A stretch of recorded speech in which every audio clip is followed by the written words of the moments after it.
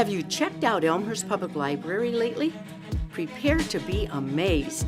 The new Makery, located in the library's renovated basement, provides a hands-on creative space for patrons to invent, collaborate, and design as they transform their ideas into reality. From laser cutters to embroidery machines, the Makery has something sure to pique everyone's interest. This open, flexible work area creates an environment to create, connect, and explore. EPL cardholders, District 205 teachers and students, Elmhurst College students, work perks, and business cardholders are welcome to use the space. For more information, go to elmlib.org/makery. Let's make things happen.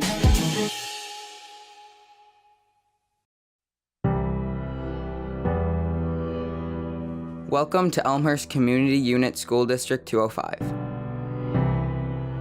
A place where teaching is bold and students are highly engaged in their learning.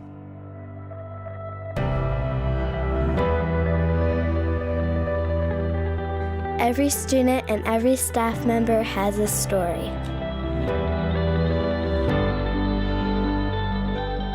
Decisions are made based on what is best for students.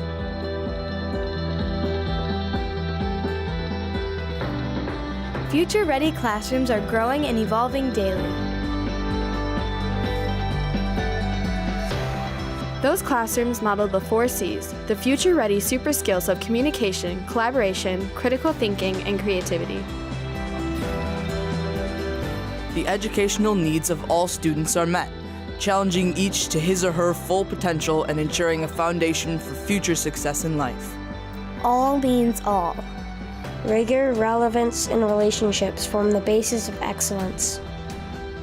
Excellence is embedded in culture. Growth is a mindset. Diversity is embraced and celebrated.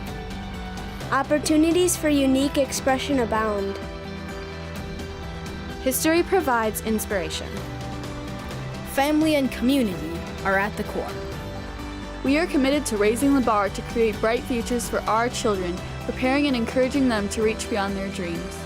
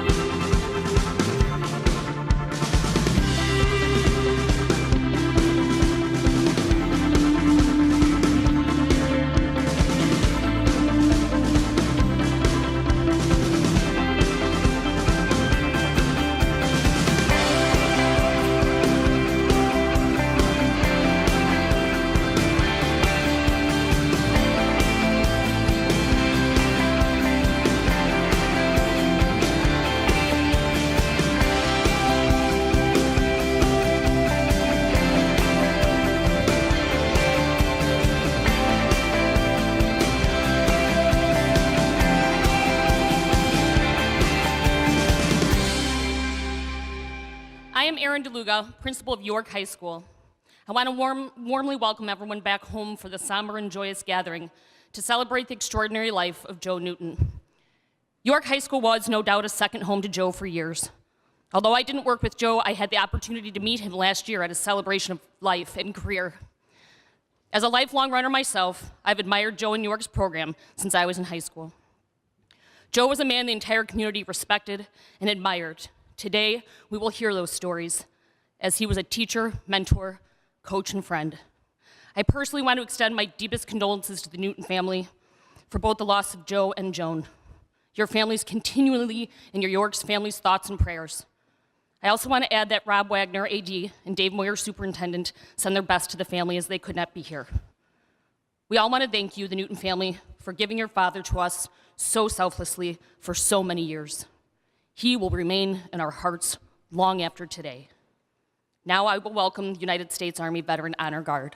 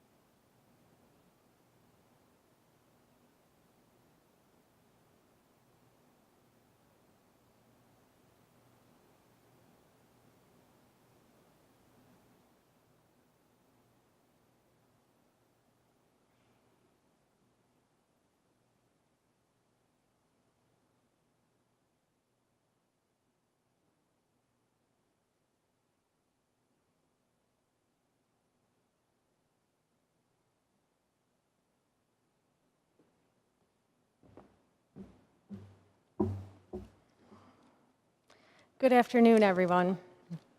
I'm Shannon Abner, and I'm representing the District 205 Board of Education.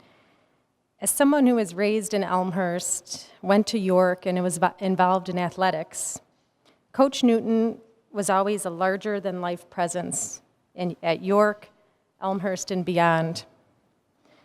I was part of the girls' track, tennis, and basketball teams in the late 80s and had the opportunity to experience Coach Newton's persona. He was one of a kind, and you never forgot the words he spoke. He was a great motivator who always had a story to tell, and kids trusted him because they knew he cared about all of them.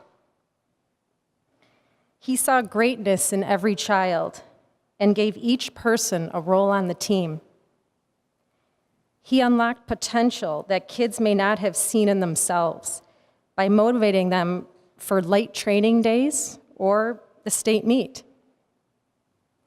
He taught kids lessons they will carry with them for the rest of their lives and pass along to their children and grandchildren. He will live in the memories of more people than we can imagine, and his legacy will not end. Elmhurst was lucky to have Coach Newton serve this community for 60 years, and we will miss him dearly. Thank you.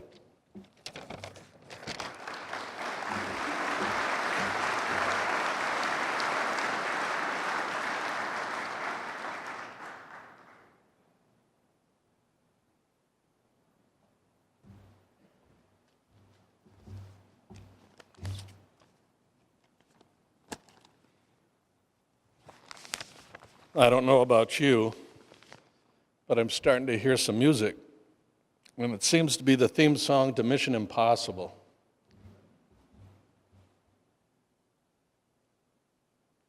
How do you do that justice? And that's not even talking about the character building. My name is Stan Riddle. I was Joe's longest assistant. Sorry about that, Al. It's one of the things I'm very proud of. I grew up at a time, my folks did not have TV. They didn't have it for a reason. They had a bunch of siblings, and they ordered magazines like crazy, Look, Life, Times, Saturday Evening Post. I think there was even one called Collier's. But the one that was the easiest to read and the most fun to read was the ubiquitous Reader's Digest. And they had this series, My Most Unforgettable Character. And I didn't have to be around Joe very long, and I go, bingo, somebody should write an article on Joe. One thing about that series, people came from all walks of life, humble beginnings, corporate executives, you name it, but they all had one thing in common. They had a profound, positive influence on the lives of others. Now, I know Joe is famous for his influence on the young. I'm here to tell you, he wasn't just developing athletes. He wasn't a leader of just kids. He was a leader of men. Yeah, I can hear him say, it's nice to be great, but it's great to be nice. When I think of the influence of people on my life, and I just remove all family members, you might want to try this. The family members don't count because, you know, all sorts of problems, wives, etc. But immediately I thought about that exercise because somebody else told me, remove your family and count the most influential people in your life. I don't know about you, but Joe ranks up there very, very high. So how did Joe and I get together? Oh, I won't even go into the serendipitous of me ending up at this place, but I was hired very late in August of '86. And I can still remember some of the interviews. Jack Tosh said, are you ever interested in being a cross-country coach? Because Joe, maybe in 5 or 6 years,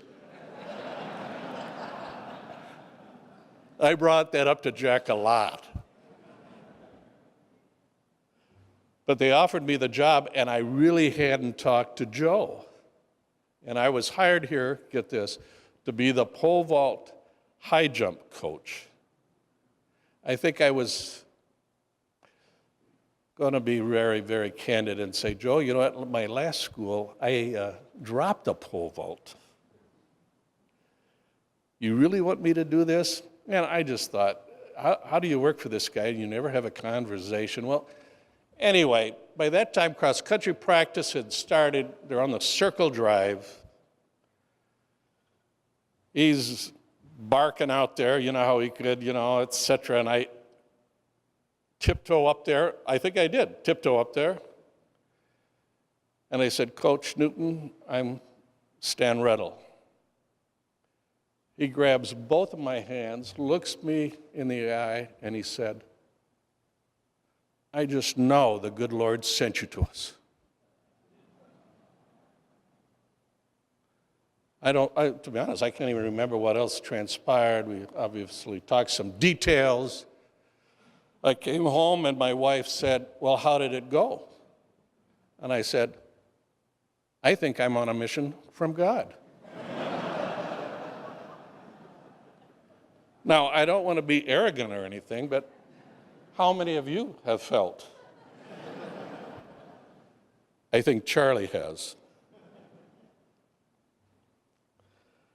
Motivation is the name of the game.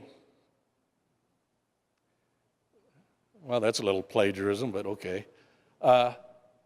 He was great. And I mean, not just with the kids, it's with his assistants. He redefined concepts for me. Commitment, professionalism, standards, and I mean, I could go on. But Reader's Digest does condense things, so I will try to also. Commitment. I remember coming to the downstairs track. Hard to describe. This is no lie. The kids would flip on the lights and count cockroaches. And we'd get there at 6:30 in the morning, and I could hear Joe. He would sing such innocuous tunes like Glow, Little Glowworm, Glitter, Glitter. That almost sounds like a Spike Jones song or something. But I remember that one time I came in, it's quiet, the kids are quiet, he's really quiet, and I take a good look at him, and he's got on the same clothes that he had on the night before. We had been at a meet at Prospect High School. We dressed up. He's got on the same pants, the same shirt, the same shoes, and he looks terrible. I think I made some reference to that. Well, here's what happened. If you wanted to be excused from Saturday practice, you could, but you had to show up early. And then he'd give you a practice before the rest of the kids came in. Some of you are nodding your heads. And so what happened, and I still remember it, Ben Wallach, who became a Navy SEAL, wanted to meet a bunch of ex-Navy SEALs. But they were going to meet like at 8 or 9, something like that. And he wanted to go. And Joe says, okay, I'll come in early for you. We got back from Prospect High School. It was late, probably after 11 o'clock.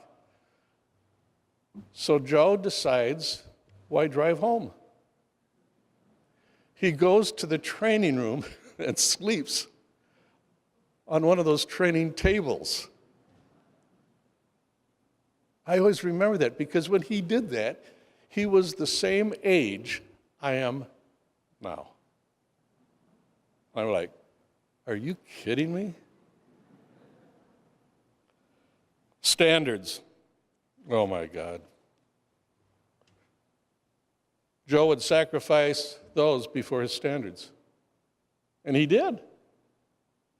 There'd be more of those over there if he would have been, to quote some people, a little bit more flexible. All right? But what did it teach the kids? Geez, we all knew exactly where we stood, coaches and athletes. This is what's expected out of you, and this is what we're going to hold you to. a sense of responsibility. Professionalism, I never saw guys so organized and so detail-oriented. Let's see what this workout back in '74. Let's see who ran what. I think he ran about a 67. Look it up, Coach Riddle. Yeah, you're right. Well, we're going to do that same workout today. Let's put those things up on the board and let the kids see what they're going to have to try and accomplish.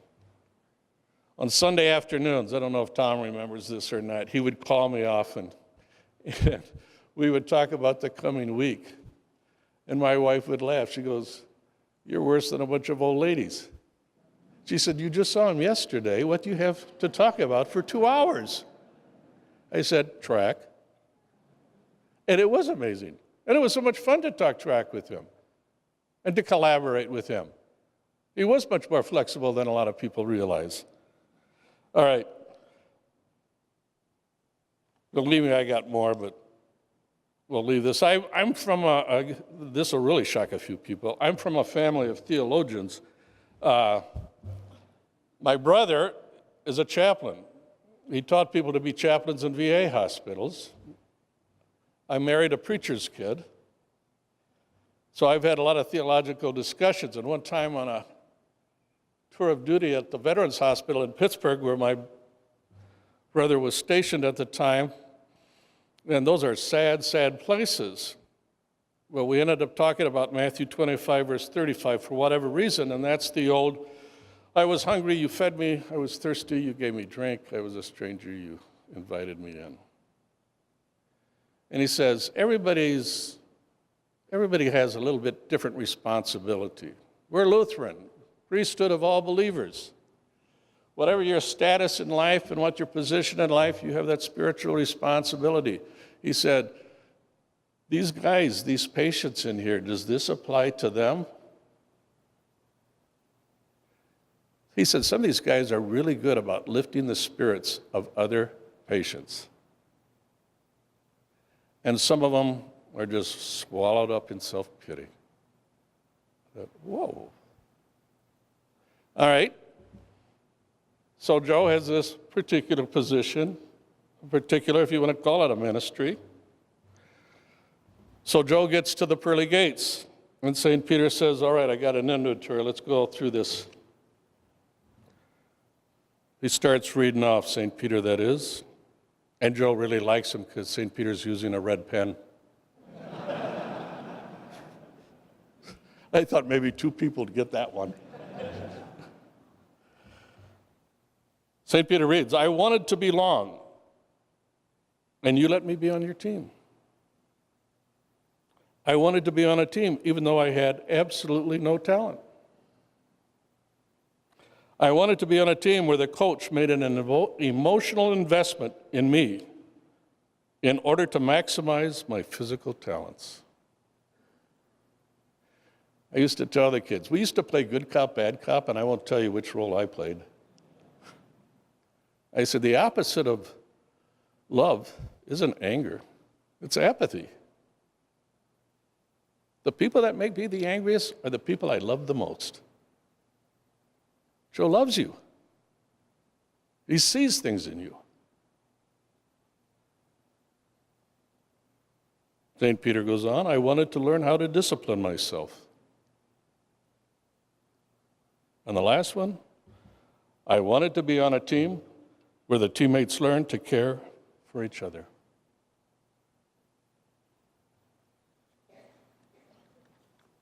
And Peter says, everything checks out. The pearly gates open. And Joe says, how sweet it is.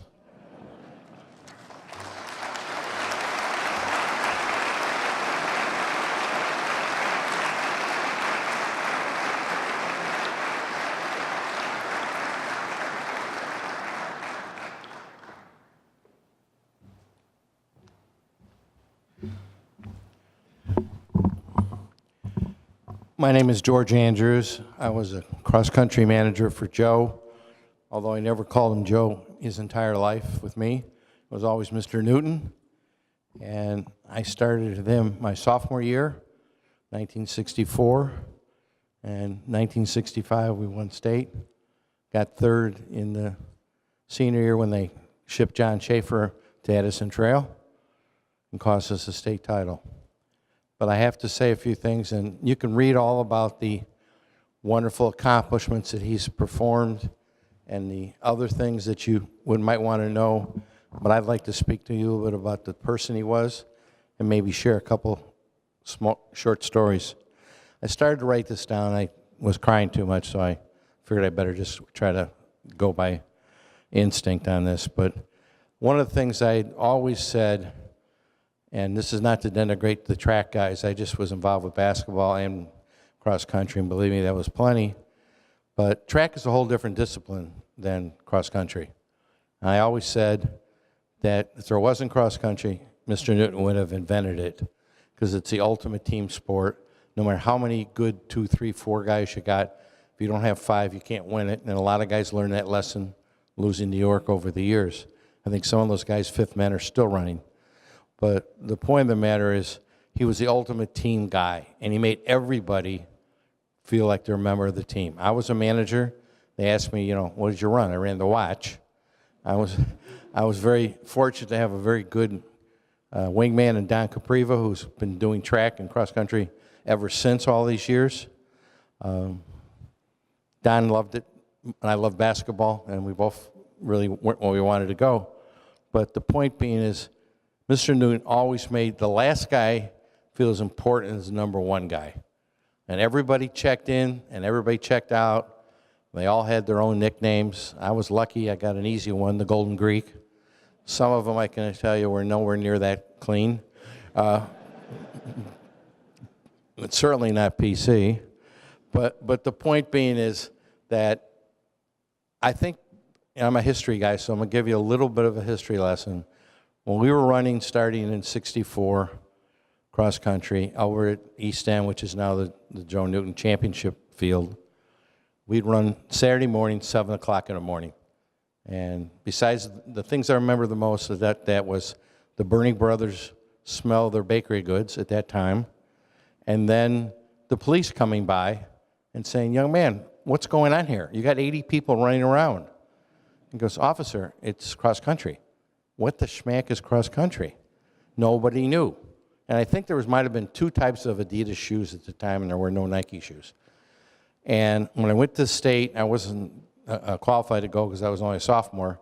We went with my cousin. The Urbana Country Club was where the state meet was that year, and Proviso West had a really wonderful team. We finished second. There might have been 500 people, maybe. If anyone's been to the state cross country, and I know there's 3 classes, and there's both boys and girls, but I'm not too sure it's not the best attended IHSA sporting event, including football, basketball, everything. It's become an unbelievable spectacle. You see the state meet, 5 of the top 7 teams in the state were West Suburban Conference silver this last year. That wasn't an accident. They've been trying to beat him, and now Charlie, for all these years. And there was a couple guys came and went, but nobody really did it. Although Judge Popejoy's team was the only time I ever lost a dual meet at York. We went over to Glenbar West at Lake Ellen, and they smoked our ass. And it was the most quiet, longest 5 or 6 mile bus ride I've ever been on. And then we came back and got third in the state, and I think we beat them. But the point being is that he not only made the York guys, the men from York, do their best, he inspired the whole state to do their best, and has made Illinois, if not in the top 2, certainly in the top 3 cross-country schools in the states in the nation. And we only have a little bitty season. Some of these guys in California are running more than a month after us and everything else. I want to digress just for a minute, because I think you all know we're called the Long Green Line. I don't know how many of you know why we're named the Long Green Line. We were very fortunate in the 60s to have a very wonderful sports editor at the Elmhurst Press when the Elmhurst Press was really doing well. His name was Carl Schindel, and he came to a meet, which he didn't normally do, except we were becoming quite the story. And as the case in those days, and I think pretty much now, the York guys would slowly start and then move up as a pack. And Carl looked at him and saw this long green line of runners passing everybody, and we became the name, the Long Green Line. It's one of the great nicknames, and I'm very proud to have been a part of it. Carl's been gone a long time, but I don't think anyone really gave him the proper recognition for that, and I know Mr. Newton did, and he wrote his first book called The Long Green Line. So I think that's the case. Now, a couple short stories here. I dragged Mr. Newton and Mrs. Newton to the '84 Olympics because he had been training Sebastian Coe. As an extra bonus, Don Caprivo was running the press credentials at the Olympics. So we kind of double teamed him and said, you got to come out. He goes, well, I got summer practice. And I told him something kind of rude. And I said, somebody else can take care of it. And he wanted to go, but he had to kind of be dragged there. And I was fortunate as well. I was representing Evelyn Ashford. And that year, Evelyn won the gold in the 100 in the relays. And we all know Sebastian won the 1,500 meters. And I consider the biggest accomplishment of the week is I had Mr. Newton out past 10 o'clock at night, 3 nights in a row. I've never seen that before or since. And it was great. He earned that moment with Sebastian, who was a wonderful person. Evelyn, who you got to know, spectacular person. But the point being is, he was so dedicated to his men from York, he almost passed up the trip of the lifetime. But one of the stories is we were staying, I represented Magic Johnson for many years, and he let us use his condo. And it was in Culver City. And they're running the women's marathon for the first time right outside the complex. And it was early in the morning, and I'm sitting there watching it on the TV, and he comes running in. Joan, they're running right by the house. You got to come out. And she said something rude about, like, I'm sleeping, leave me alone. And he asked me, George, come on out. I go, no, I got it here on TV, you know. But he was so into that. And I was fortunate to have been all over the world traveling with different things. And as soon as I mentioned I'm from York High School, the first thing they say is, that's where Joe Newton's from. I go, yeah, and I know him very well. He's a good man. I mean, it's unbelievable. He never fully realized how influential he was and how much he changed cross-country for sure, but so many things. And then I'd be remiss if I didn't really say that he made everybody around him feel like he could do anything if they just worked hard enough. And he was able to do it because he worked as hard or harder than any of us. He made us all feel like we were part of the team and loved by him. And he had a side of humanity, because I've been around great coaches in every sport, and it's very much of a blessing. But I've never seen a coach of his stature have time for the little guys on his team. Sometimes they were handicapped. Sometimes they were not very talented. He still would check them in, check them out, give them a nickname. And the kids at that age, especially the boys that I've been around, they love being part of something. They love belonging. Elmhurst is kind of a different community where a lot of the parents would not give the time or didn't have the time. And I always say we're, in a best sense, we're the world's largest street gang, because he made us all feel like we're part of a family. And no, I mean, cross country of all sports, you have to convince your mind to do things that your body doesn't want to do. And I've only seen it from afar because obviously I didn't run. But the point is, he made them do it, and he made them do it because he made them all feel that he was letting not only him down, but their teammates down. And I don't know. I don't know how I'm going to get. I better stop in a second, but I'm going to leave this on a funny note. You know, guys were always trying to cut the workout, you know, and they always had the hospital core and this and that, and some guys lived in the hospital core. And we had a guy named Doug Baldy Berghorn, who was a pretty good runner as a freshman, but by senior year, all his big achievement was getting buses to go down to the state cross-country meet. And they only could take boys because the dean said we couldn't commingle boys and girls. 1966, guys. But he was just, you know, trying to keep the line on guys running. And the one kid comes up to him in practice, Mr. Newton, I got to go to the washroom. And he goes, Jonesy, just run it off, Jonesy. And guy comes back in 15 minutes and goes, Mr. Newton, I really got to go. No, just keep jogging, keep jogging. And about 20 minutes later, he goes, Mr. Newton, I really got to go. So I said, all right. So we were over at the track, and the guy goes over to the gym, the old, the gym that's still here. And about 40 minutes later, he comes back in street clothes. Jonesy, what the heck happened? A cleaned up version. Mr. Newton, I got to the door of the gym, and it was locked, and I just gave up. And it was just 54 years of great moments, and so much of what I became and so many of the people in this room owe it to him, because when you're a 14-year-old freshman, you don't think you can do anything. And he made us all think we could do anything. Thank you very much.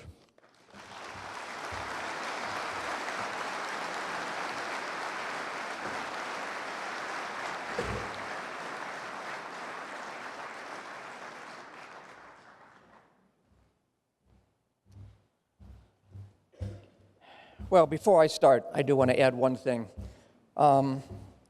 There was a celebration, Joe's retirement celebration, when he was around a few months ago, and Nike gave him and Joan a gift of $10,000 of travel any place in the world they want to go. Nike'd pick up the bill. So after Joe passed, I was talking to his 3 kids, Tom and Joan and John, and I said, remember that Nike thing? Yeah. Well, we need to see if they're going to do something or not do something, because obviously Joe and Joan didn't travel anywhere except down to Arizona. So yesterday I had quite a long conversation with John Capriati at Nike, and I called him and I said, listen, I understand that was for travel, and I understand this and that, and Nike can do whatever they want, but just saying, what about something that you could help out with? He says, tell me who I'm writing a $10,000 check to. So I think there is going to be a discussion about a fund, a scholarship fund that's been set up by Tom and that Pete's going to talk about, but Nike's ready to put the first $10,000 into that in Joe's name, which I was very honored to hear.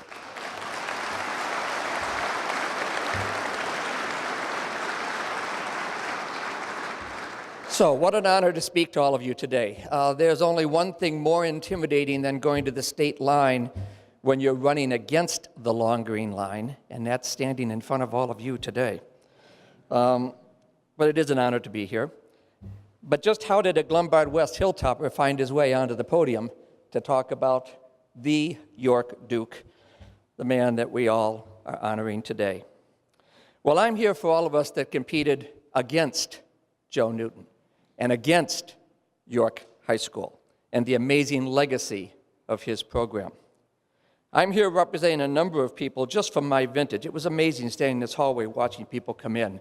It was just like the Wayback Machine, all these different people coming in from the 60s and 70s that I'd known, but specifically the group that overlapped with me. One who could not be here was Rick Wolhuter from St. Charles High School, 2-time Olympian in 72 and 76. We have Mike Durkin here from Holy Cross High School, 2-time Olympian, 76 and 80. We have Craig Virgin here from someplace way the hell south, I don't know. But 76, 80, and 84 Olympian from Lebanon. And of course, Jim Spivey from Fenton High School, 84, 92, and 96 Olympian. Just to name a few. But we all spent our high school years trying to beat York, trying to defeat Joe Newton, trying to defeat all of his runners, individually and team-wise. We weren't privileged enough to be called Jags,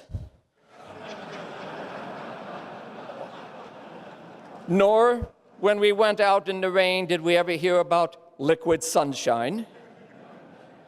And when it was really cold out, we didn't hear the description of what it must be like in Caribou, Maine. But the York runners heard all of that. In my 4 years at Glenbard West, I started in 1965 and spent the entire 4 years trying to beat York. I can still remember my very first dual meet at East End Park. I think there were 6 freshmen and sophomores from Glenbard West, and there were like 3,000 freshmen and sophomores from York. I mean, long green line, ridiculous. It was a blob of green. They were everywhere. You couldn't avoid them. York had won their very first state cross-country championship in the fall of 1962. Two guys, Woods and McGregor, ran there, called them the Gold Dust Twins. But that was the very first championship Joe had won just 3 years before. Now, at that time, York was amazing, but legendary? Okay, they got a state championship, pretty cool. Well, not yet. I can still hear to this day Joe Newton, I'll call it cajoling his athletes during that dual meet, barking at them. We'll leave it at that. But boy, would they respond to him. They looked at him. They waited for him. They puffed up when he was around, and he had those damn nicknames for everybody. I didn't know who these people were I was running against for years until I figured out what their real names were. But you know, they put 7 runners ahead of our very first guy in that frost-soft dual meet at East End Park. They went on that year to win their second cross-country team championship. Dement, Coleman, Connolly, Gisborne. Those were names that were legends to me when I was a freshman in high school. And I saw 3 of them today. Dement, Coleman, and Gisborne are here. What an honor to see the 3 of them. Just amazing athletes, amazing competitors. Over the course of 4 years, as George referenced, we beat York once. Now, my coach, Jim Arnold, didn't really like Joe Newton. And as much as we want to praise Joe Newton, I don't think he liked Jim Arnold either, really. And so, just to make sure, we had a dual meet at Glumbard West, and Jim Arnold decided, let's run the dual meet at the halftime of the football game, and we'll finish a lap around the track into the finishing chute in front of the Glumbard West crowd. Well, Joe almost took his team and went home to begin with. That, okay, we'll do this. Well, we won 18-42. We took the first 4 places. Now, George remembers a very quiet bus ride. I remember a very noisy bus right afterwards, but maybe my memory's a little jogged. But nonetheless, obviously that was an anomaly because we never beat him before and we never beat him again. And that very next year at the DuPage County meet, just to show how much of an anomaly that was, they put their 7 runners between 2nd and 11th place in the DuPage County meet, and every school in the county was there. Now, fall of '68 was my senior year, and I was fortunate and lucky enough, and the stars and the moons to line up to win the state cross-country championship. York won their 3rd state championship that year. Back when there was one class, 15 all-state runners only. Pete Reif was 3rd, Dean Foote was 8th, Eddie Wagner was 13th, Charlie Weigel, who's here, was their 4th man. They were the state champions. Glumbard West, we finished 4th, 3 points out of a trophy. So I'm going to walk the length of the Urbana High School gym, get my medal, start coming back, and all of a sudden, the York team starts walking out to where I am. And I'm going, what are they going to do to me? They're going to hurt me? They're going to beat me up? I don't know. These guys and I don't talk. My coaches don't talk. Nobody talks. Well, they surround me, and they escort me off the gym to where Mr. Newton is sitting. He stands up, he holds out his hand, and he says, congratulations. You're a credit to the West Suburban Conference. You're a credit to the state of Illinois, and all of us at York are honored to have you be our state champion. Now, seriously,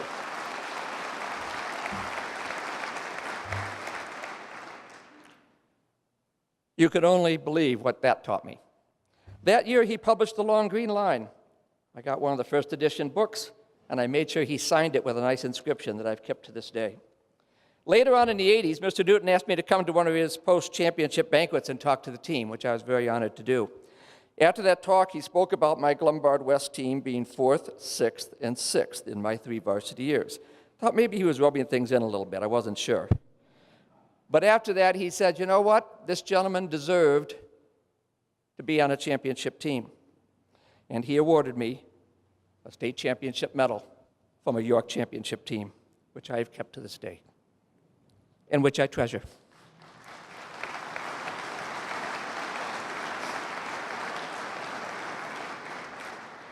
Now, why the anecdotes from the past? Because all of you know what an amazing coach he was, your coach was, but all the rest of us know that too. 28 state titles, Olympic team coach, all the many accolades that we could all talk on and on and on and on about. Yet to those that matter, Mr. Newton will not be remembered for the trophies and the awards and the accolades.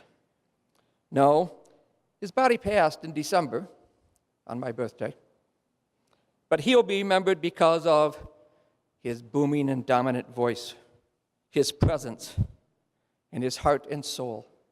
And they will remain living, breathing, and existing in all of you that were fortunate enough to run for him, and in all of us who were fortunate enough to compete against him. Mr. Newton was a teacher and a coach, but to me and so many of you, he was also the equivalent of a second father, a role model, a taskmaster, an inspiration, a mentor, a fierce competitor, a friend. One of the people that surprised me today was Lori Ryzorek, who came in. State champion from the early 60s at Proviso East, legendary Iowa coach, legendary Big Ten runner at the University of Iowa. And he made a little comment to me before we came in to sit down. He said, you know, regardless of how we all interacted with Joe, whether we thought he was a tough SOB or this or that or anything else, when you're in the room with Joe Newton, and when you listen to Joe Newton, and when you interact with Joe Newton, when you leave, you want to be a better person. Now, each year at Detweiler, so many of us would line up and wait to speak to Mr. Newton over the years, to shake his hand, as Mike Durkin has referenced, to kiss the ring, for all intents and purposes. And you know, we all lined up. For a while, he basically held court under that huge tree just west of the finishing straightaway, about halfway up. You always knew where York was going to be, and no team had better be in there when they arrived, that's for sure. At first, he was standing. Then he'd have a chair or sit on a bench. Then pretty soon, it almost became a throne-like chair on top of the picnic bench. So he'd have a good view of everything. And you know, it was this year a very strange and empty feeling not to see him there. We all missed him. We all went down. We didn't get to shake his hand. We didn't get to do that. But he was there with us. He was there with York's team. And he was there with the state of Illinois cross-country programs. You know, to have this time today to talk with you, again, I could not be more honored. And it's a special moment for each of us. But I will end by slightly changing one of Joe's favorite statements. How sweet it was. Thank you.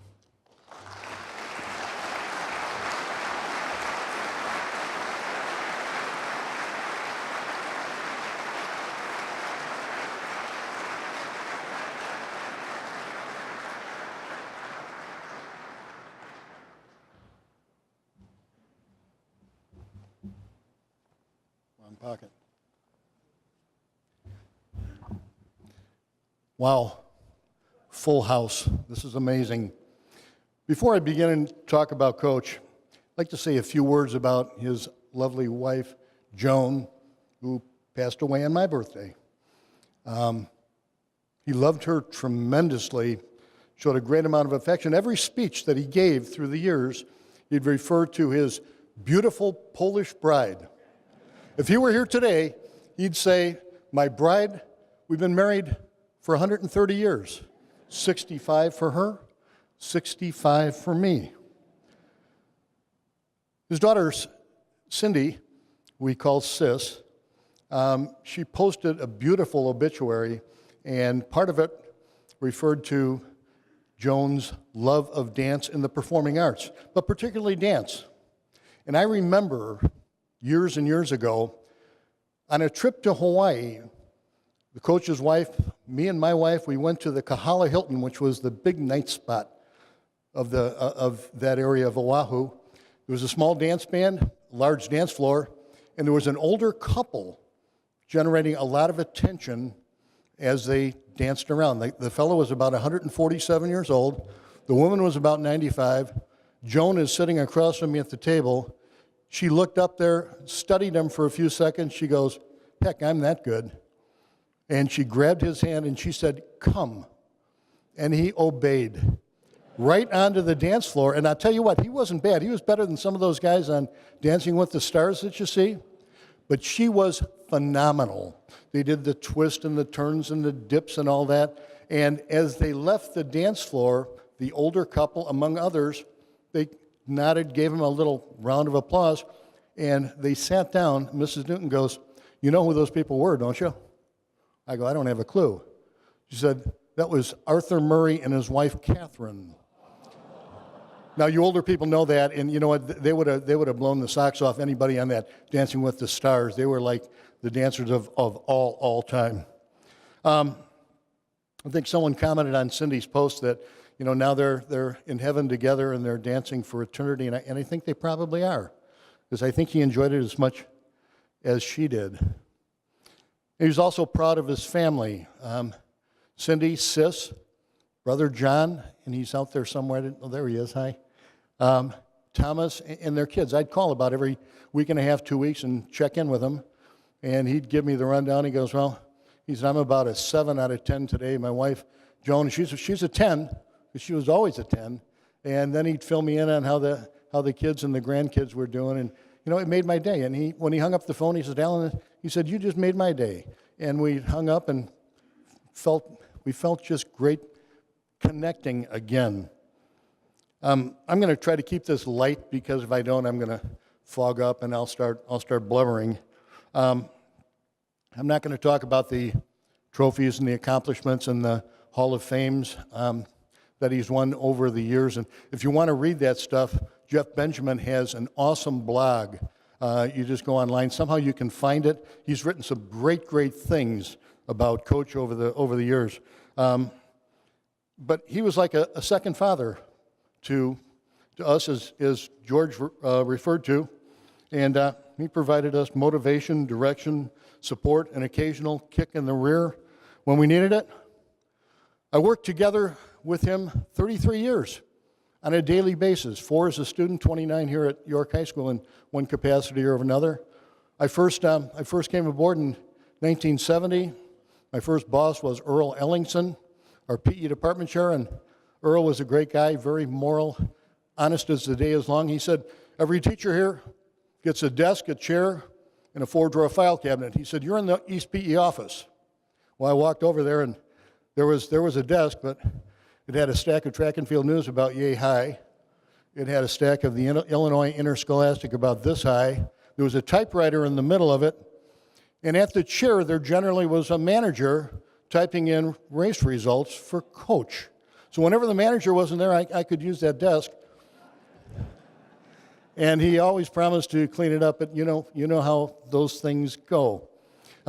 Stayed in that office for 2 years, and before leaving, I picked up the top copy of the Illinois Interscholastic, and there was an article in there, and I saved that.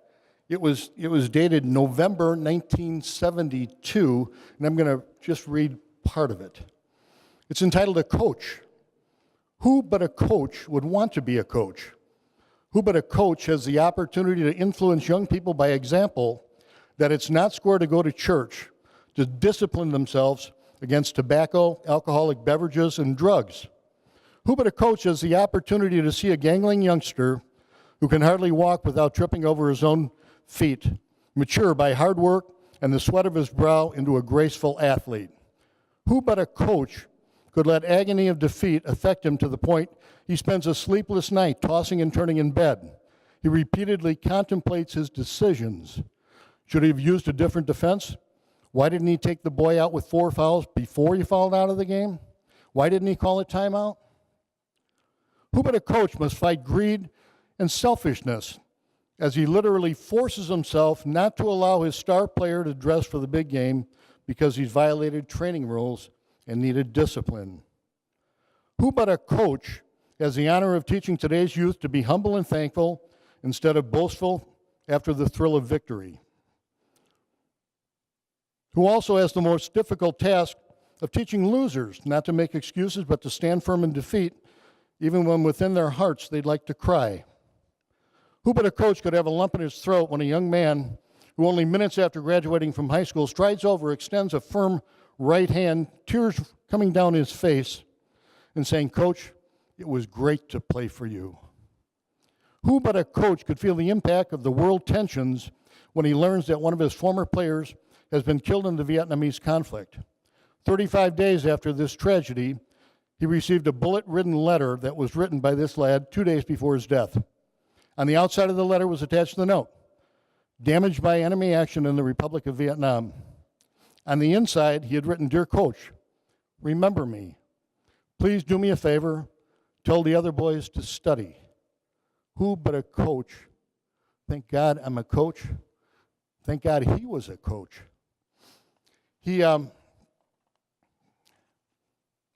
I'm getting all messed up. He was one of the smartest people I think I ever knew. He graduated from Northwestern University with a double major, one in math, one in education. He chose to be a teacher so he could coach. Many of those workouts, the meeting notes, the pace charts, the letters of recommendation for former students or for college entrants, the phone calls to make doctor's appointments for his athletes, all done in the course of a normal teaching day, pretty often on class time. He followed our former athletic director, Jack Tosh's mantra, "Teach 5 and coach 2. It's the greatest job in America." Those currently in education might think he wasn't the greatest teacher, according to the standards and the models and the evaluation that we use today, but he's fondly remembered by people who didn't run for him, but were students.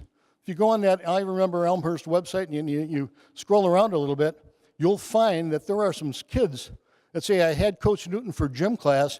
He was one of the most impactful teachers I had when I was growing up."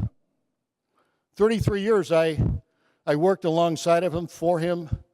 He worked for me, and I'd hear him on the phone, and he'd be dealing with parents who were having problems getting their kids to school because they suffered from depression.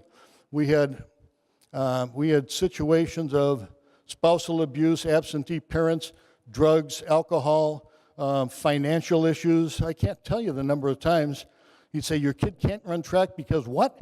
You didn't have the user's fee? I'll pay the damn thing." And then frequently he'd come into my office, he goes, "Coach Jay, you got to help me out here." Think of what he could have done if he hadn't chosen a career in education and coaching. Finance, sales, real estate. He could have been successful at just about anything he chose because he had the charisma, principles, a hard work ethic, an unparalleled commitment to excellence, character, and a way to get people to believe in him. And he was humble about it. He was just a normal guy. I can't remember the number of the times he said, "Boy, you can't get a big head around this joint."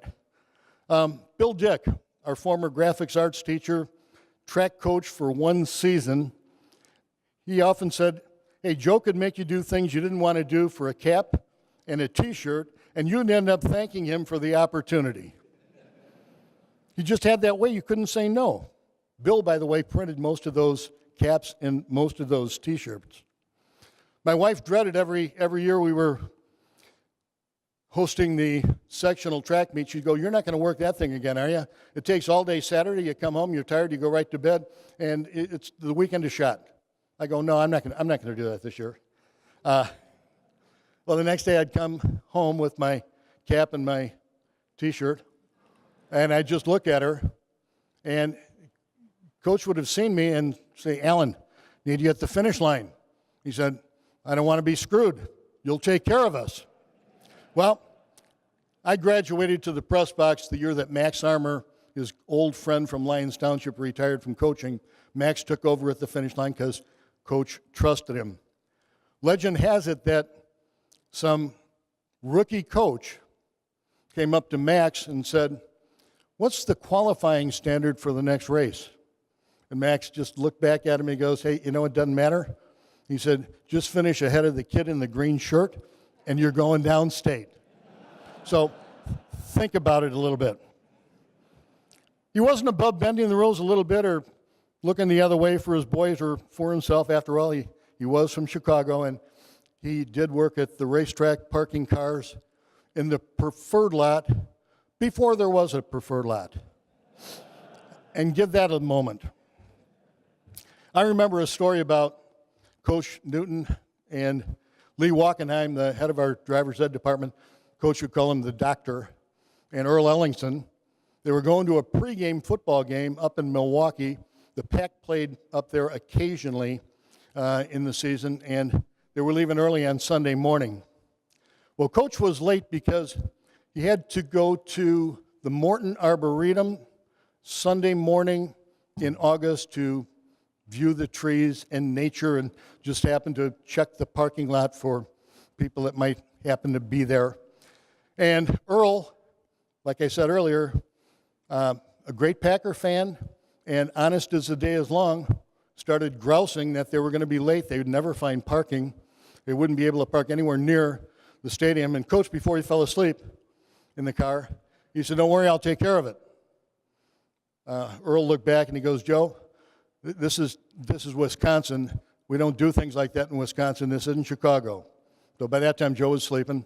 They get to the stadium. The doc is driving, and they get to the first tier of parking attendants, and Coach wakes up. Coach Walker and I'm greatest wheelman in America. God, that was a short trip, and he'd been sleeping the entire time. And he looks, he goes, "They put the rookies on the outside." He said, "Just drive around that bum." So, motored around the first guy. They get to the second guy who looked a little more serious, and he's trying to wave him off. He goes, "Just drive right past this guy, don't even look at him." Dead ahead, Coach pulls out his wallet, opens it. If Tom Arnold were here, he'd say he saw the moth fly out, and pulled out a double sawbuck, handed it to Mr. Wackenheim. He said, "Hang this over the side view mirror." So Wacky rolls down the window, rolling down the window. Rolls down the window, hangs the $20 bill over there. He sees the last parking attendant, and all the time Earl is going, "This is Wisconsin. These guys don't do that sort of thing." The guy takes one look at the 20, and it's like, they parked that car next to the ambulance at the emergency entrance 4 feet from the gate. Well, I hope St. Peter didn't screen him too hard. And Peter, you're sitting right there. I'm thinking if he wasn't a teacher or a coach, he might have been a pretty good politician. He made an excellent politician. He was smart. He had that engaging personality. He could get people to work for him. He had principles. He wasn't a womanizer by any standard. And he was a leader of men. Most of the people in this room, you'd run through a wall for him, and if you ran on that old indoor track, you've hit the wall at the end of that straightaway enough times. You've tried. Well, I love him as all of you do. I miss him almost every day. And I, too, can see him up at those pearly gates, Stanley. Joe in his folding chair with the red cushy seat with the PW on the bottom. Coach Wazorek, if you're missing a chair, you know where it went. Sitting at an old student's desk, red pen in hand, a Fanta orange, and a maple donut, checking people in. And St. Peter, standing across from him, dressed in a York t-shirt and the cap, lanyard with a stopwatch around his neck. He's calling splits as the entrance crossed that final finish line. Through the gates, Coach's voice in the background. "You're down 2. You're down 3. You're down 4. You're missed so much, but let us try to smile. Remember the good times, the running community, the bond that we all share. Let's keep his voice alive inside of our heads forever. Use his memory to inspire the kids of the future, the kids of today, and others as he inspired us." So one last time, checking out, Coach.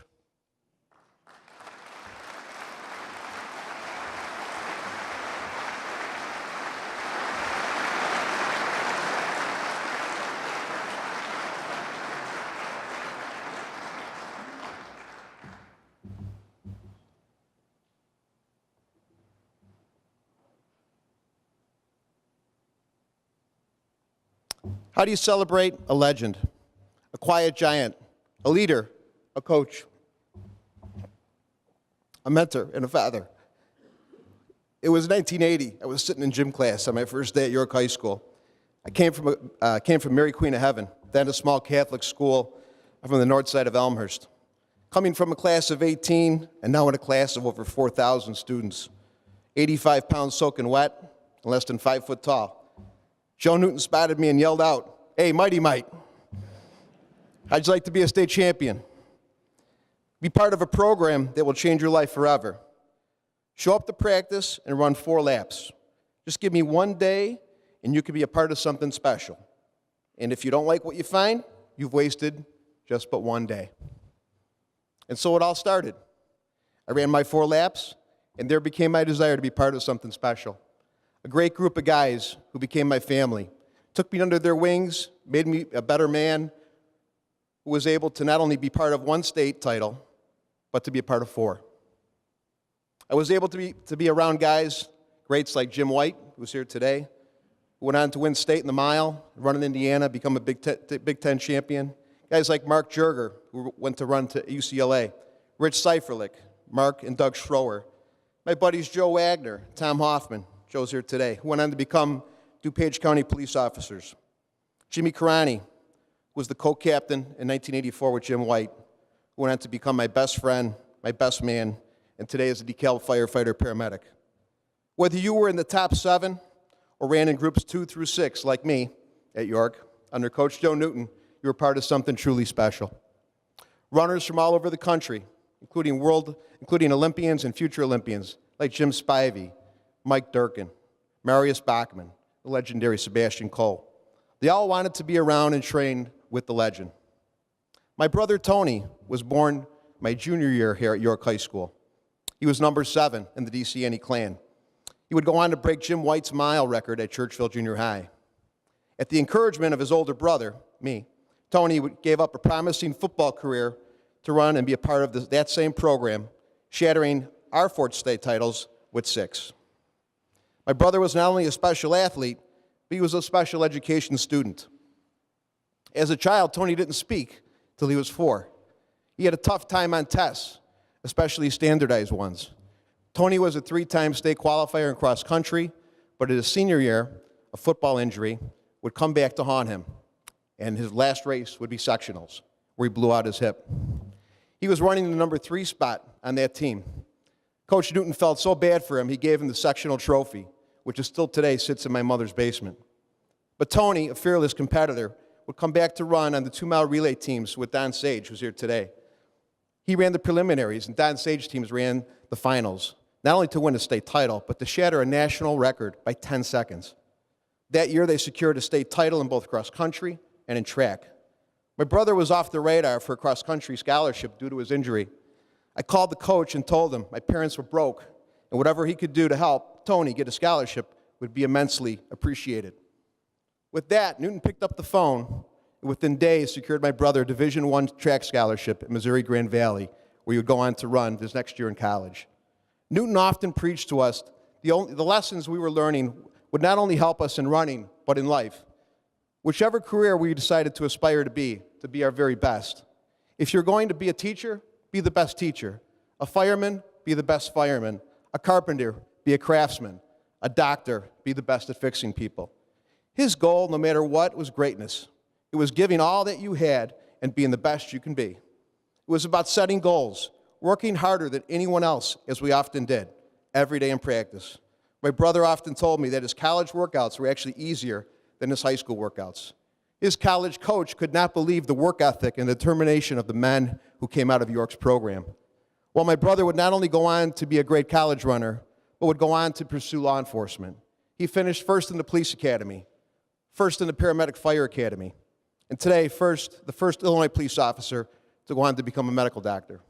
He practices emergency medicine at Michigan State University. To think a special education student who scored an 18 on his ACT would go on to become a doctor due to his ferocious work ethic. These are the success stories of the legendary Joe Newton. For as many of his successful runners, there are equal, if not more, stories of successful people. Newton had a love for each and every student he coached, even those who he helped manage. If you couldn't run, you still had a spot on the team as a manager.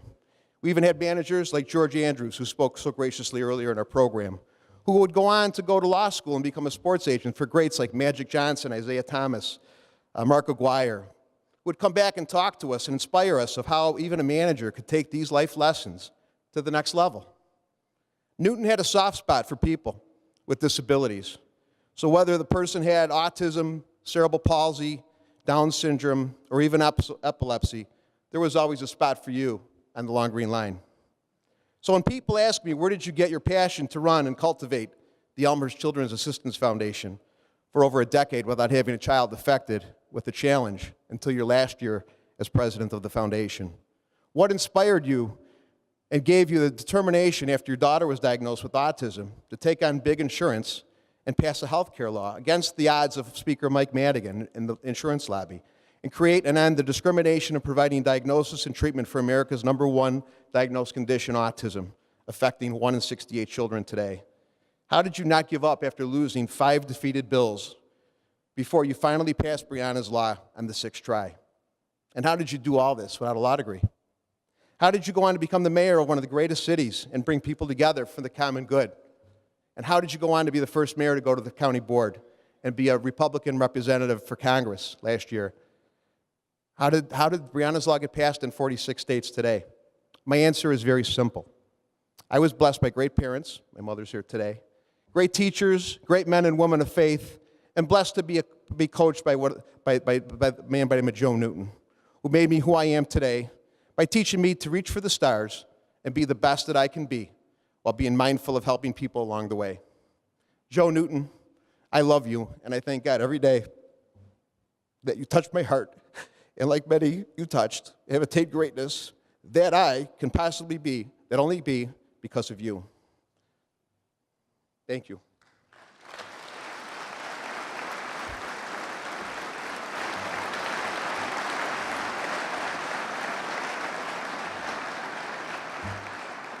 Now, I have one last request. Judge Popejoy can mention that Nike was kind enough to donate $10,000 to start off our scholarship fund.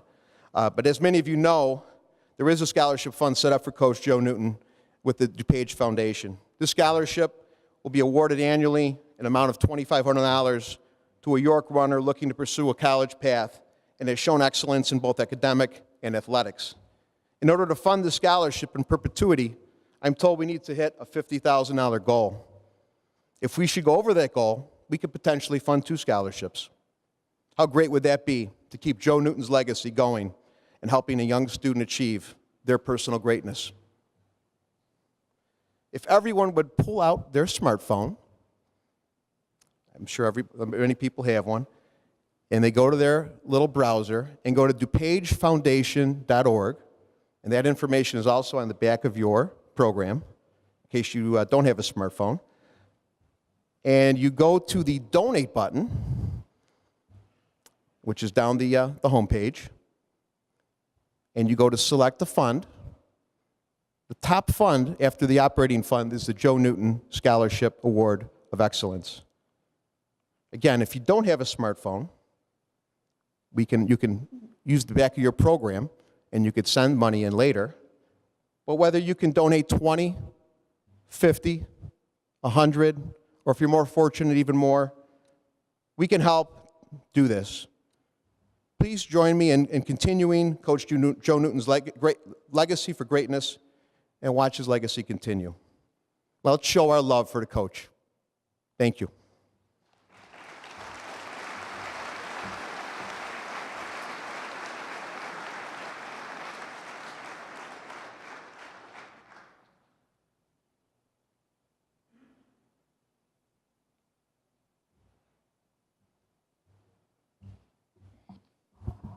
I didn't know if I could do this, but I think I should. When I came here today, Al Shunnison, one of my dad's old runners, gave me a little piece of paper, and on it there were some words that described what it meant to be a York runner, to me.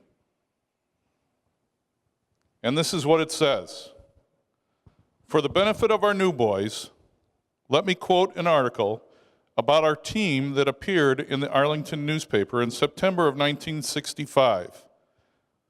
At York, you run, not for your life, but for your honor. You run for a tradition. You run because when you run at York, it has meaning.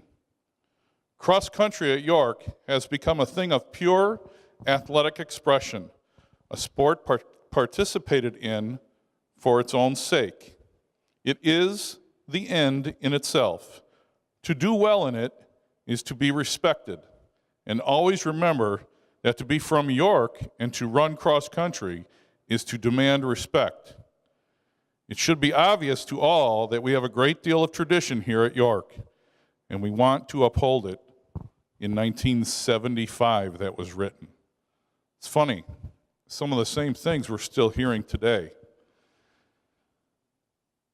And as I stand up here and you look out here, and some people have made some comments about my father and perhaps some of the colorful language that he used. I see Hoffman out there. I'm sure he used it on you quite a few times, Hoffy. I remember that. You know that. But I'm going to tell you this. We're blessed. All of us. But with that language, I'm going to tell a quick story. And if Gorski's in the room, I'm going to apologize right now, Gorski, because whatever I say, it's not true. However, it is true what my father did. And it's funny.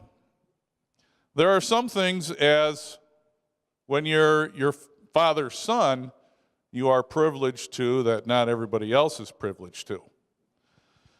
And this happens to be a story that many of you might have been privileged to or not. But as you know, my father had a meet, an inter-squad meet every year. It was his alumni meet. And they would line up the cones. And there'd be a little year behind there, and everyone would line up behind it, and he would introduce them, and everybody passed 100 guys in the last 50 yards at the state meet. But my father hated to lose. And even in the inter-squad meet, he hated to lose. Well, we had a new athletic director at York, and he had some sons. And one of his sons, the athletic director said, "Go around and follow Coach Newton." The kids said that they were bored. Go follow Coach Newton around, see if you could learn something. He's a famous man. So those boys were, my dad would be screaming as he normally did, and those boys my father would stop and they'd bang into him, and he'd look and he'd go on his business. And at the end of that, it was also a parents' meeting. As a coach, you had to have a parent meeting. So at the end of the meet, all the parents would gather around, all the cross-country runners, all 200 of them would be sitting right here, all the new freshmen, and all the parents are behind them. Athletic director gets up and he introduces himself. He says, "I'm so-and-so, and this is just a great program to be a part of." There's a guy on the team who's known as Gorski. And my father was so competitive. It's an inter-squad meet. You're not competing in the state meet. It's an inter-squad meet. You're running against your own buddies, your own teammates. So now they're all sitting there, and the athletic director goes, "I had my sons follow around Coach Newton today during the meet, and I wanted them to learn something from a legend. Come up here." His son might have been named Mikey or something like that. "Mike, tell him what you learned from Coach Newton." "I learned that Gorski has no balls."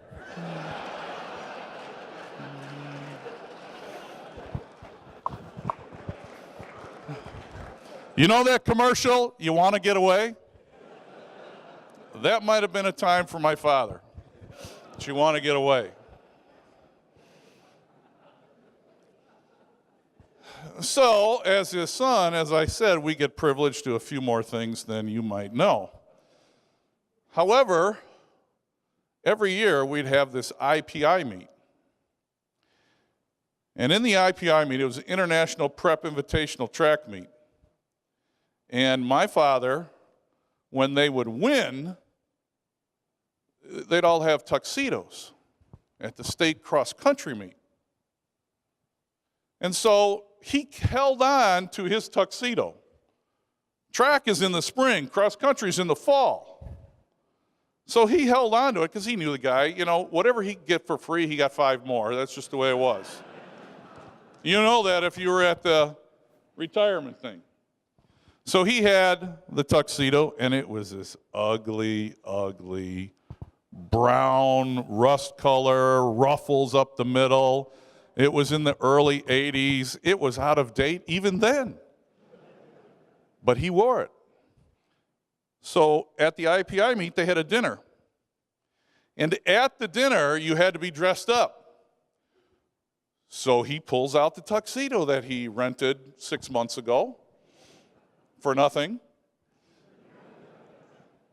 And I'm driving him to York High School. And when I drive him to York High School, he's got to mail a few things. So right along Spring Road, there used to be a 7-Eleven there. There used to be a mailbox right there. It might still be there, I'm not really sure. So in that mailbox, he had a bunch of letters. I'm driving his, if many of you remember, his red station wagon. So he's in the passenger side. I am thinking, this is the greatest thing since sliced bread. I'm a sophomore in high school. I get to drive. So we stop. He goes, pull over here. So I pull over. He gets out, and all of a sudden I hear, and I look, and he has ripped his pants. The tuxedo pants. Now he's got to go to a dinner. He can't go back home. So what does he do? He has the coat, ugly brown, rust color, ruffles, and he gets to school, and he always kept pants, ties, shirts for the high school kids that forgot to wear their tie, and if they wanted to compete, they had to wear a tie or a shirt, collared shirt. So he decided, I'm going to put on this pair of blue pants.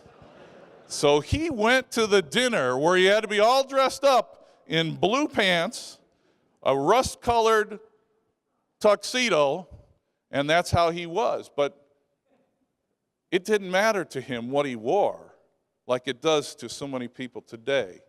The fact that he was there proved his commitment and his dedication to his craft. And I know any of his runners have heard this before. He's had to have said it many times. And it goes something like this. A person's quality of life,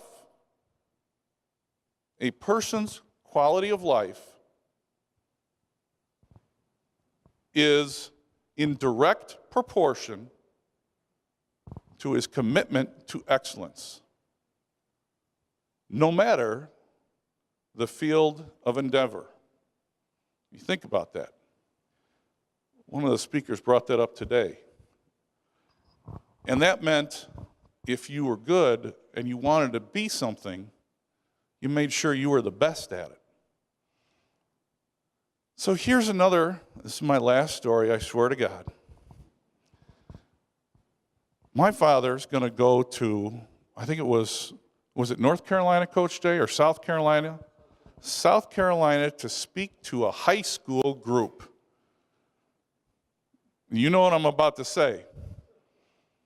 And, his language could be colorful, but for the most part, it was probably on purpose. Well, this was an accidental one.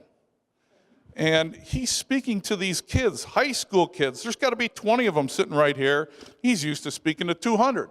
He could get away with things that we could never dream of getting away with today in education, and I can't believe that he's doing this, but they sent a private plane for him. The guy who brought him who wanted him to come sent a private plane, so we go to DePage Airport, get on the plane.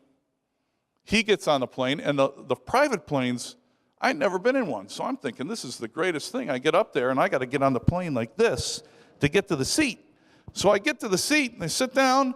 We get there. We get to the school. He's going to make his speech, and if anybody knows Fido or Vito, my dad called him Fido, he's with us too. And we're supposed to be selling shirts in the back. So we're sitting there, and my dad's giving his speech. I've heard the speech 100 times. So I'm sitting there, and I'm looking across here. My dad's up over here. He's talking to the kids, and he says that. He said, the quality of a man's life is in direct proportion to his commitment to excellence, no matter the field of endeavor. And the kids are all like, so if you want to be a lawyer, you be the best lawyer you can be. You want to be a doctor, you be the best doctor you can be. You want to be a dentist, you be the best dentist you can be. If you want to be a penis, you be the best penis you can be.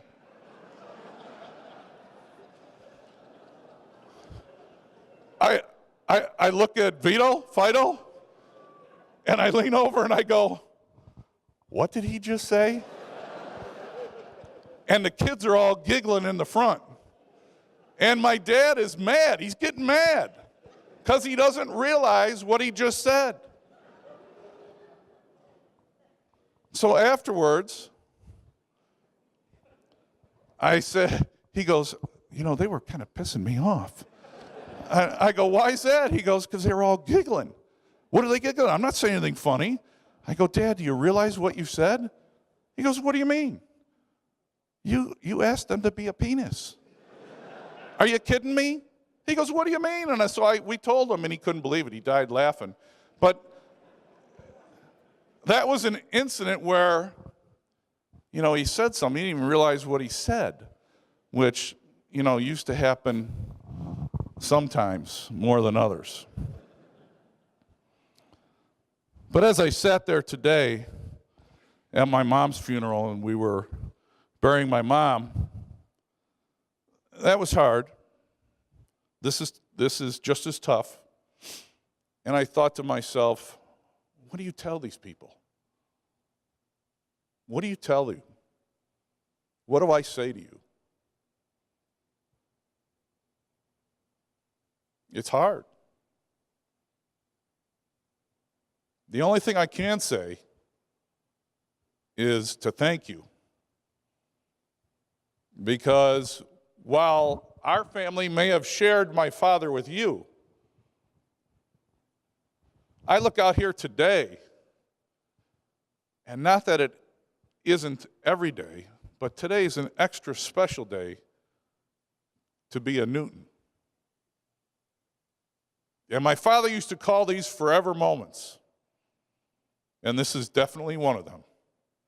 And it's because of people like yourselves that have come out here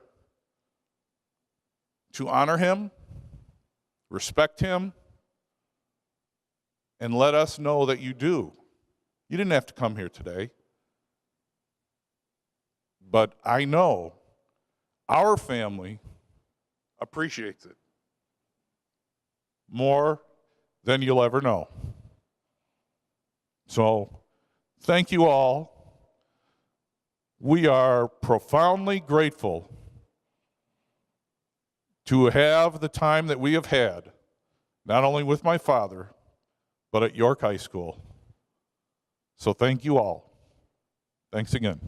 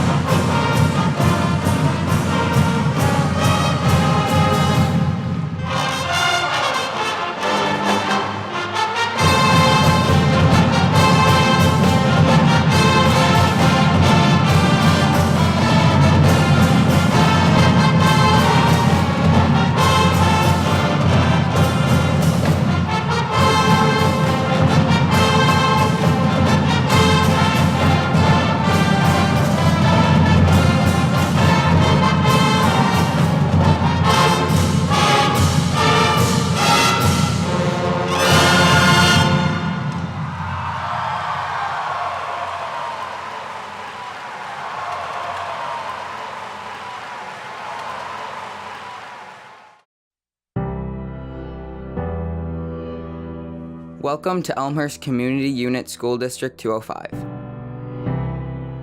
a place where teaching is bold and students are highly engaged in their learning.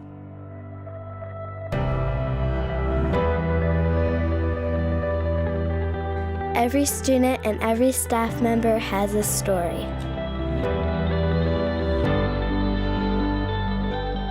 Decisions are made based on what is best for students.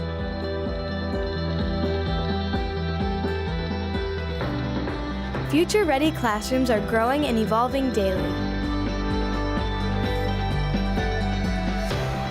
Those classrooms model the 4 C's, the future-ready super skills of communication, collaboration, critical thinking, and creativity.